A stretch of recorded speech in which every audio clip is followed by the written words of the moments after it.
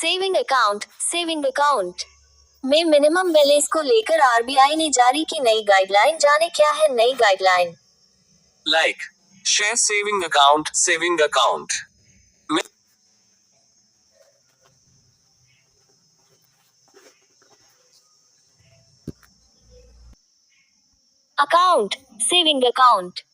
में minimum balance को लेकर आरबीआई ने जारी की नई गाइडलाइन। जाने क्या है नई गाइडलाइन। RBI new guideline.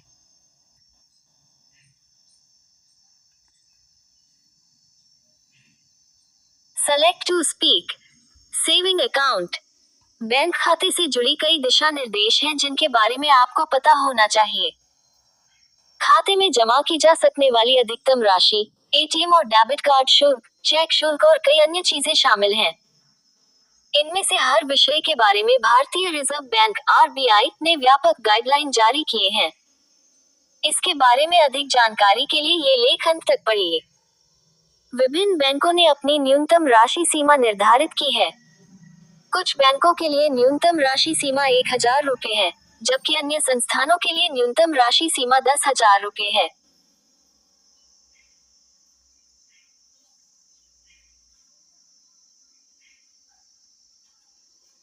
इन बचत खातों में नकद जमा सीमा भी होती है।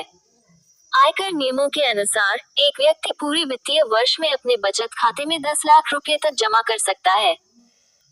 यदि आप इससे अधिक धनराशि जमा करते हैं, तो बैंकों को आयकर विभाग को लेन देन की सूचना देनी होती है। इसके अलावा आपको अपने खाते में 50,000 या उससे अधिक की कुल नकद जमा राशि के साथ अपना पैन नंबर भी शामिल करना होगा। एक दिन में 1 लाख रुपए तक नकद जमा किए जा सकते हैं। साथ ही यदि आप अपने खाते में लगातार पैसे जमा नहीं करते हैं, तो ये सीमा 2.50 लाख रुपए तक हो सकती है। न्यू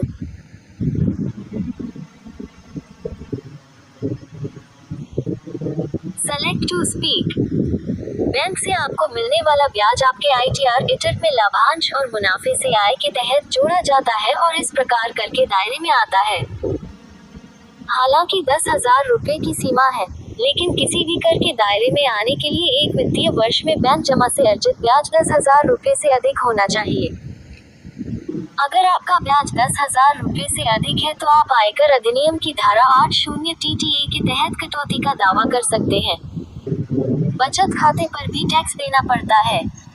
अधिक आय और बैंक से मिलने वाले ब्याज पर भी टैक्स लगाया जा सकता है। एक निश्चित अवधि के लिए पैसा जमा करने पर बैंक एक निश्चित प्रतिशत ब्याज देता है। ये ब्याज बाजार और बैंक नीति के आधार पर तय या फ्लोटिंग हो सकता है। जावास्क्रिप्ट वॉइस सेविंग अकाउंट में minimum balance. State bank of India. अगर आप मेट्रो शहर में रहते हैं तो state bank of India account में कम से कम 3,000 रुपए रखने होंगे। छोटे शहर में रहते हैं तो 2,000 रुपए का मिनिमम बैलेंस होना चाहिए।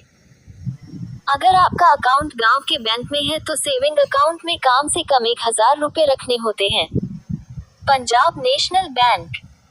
मेट्रो शहर में 2,000 रुपए मिनिमम बैलेंस रखना होता है। ग्रामीण क्षेत्र में 1,000 रुपए मासिक बैलेंस बनाए रखना जरूरी होता है।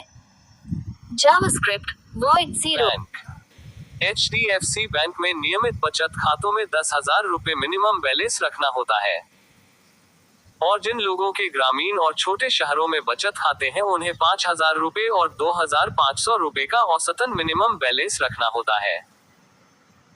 ICICI बैंक ग्राहकों को मेट्रो शहरी क्षेत्र में 10,000 रुपए मिनिमम बैलेंस रखना होता है। अर्ध शहरी क्षेत्र व ग्रामीण क्षेत्रों में 5,000 रुपए और 2,000 रुपए न्यूनतम राशि बनाए रखनी होती है। JavaScript void 0।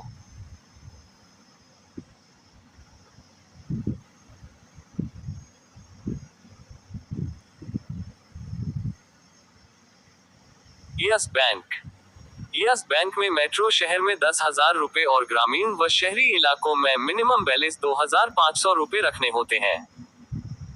अगर आपका खाता किसी भी बैंक में जीरो बैलेंस के अलावा है तो उसकी मिनिमम बैलेंस रखने की लिमिट बैंक शाखा में पता कर ले ताकि आपको किसी प्रकार का चार्ज न देना पड़े।